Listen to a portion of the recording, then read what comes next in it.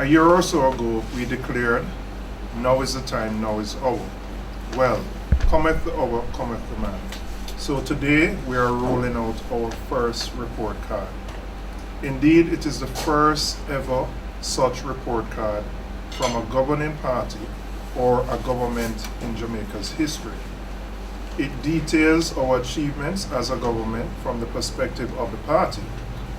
This is a new annual tradition for us in keeping with our commitment to participation, accountability, and responsibility, what we call the PAR principles in our progressive agenda.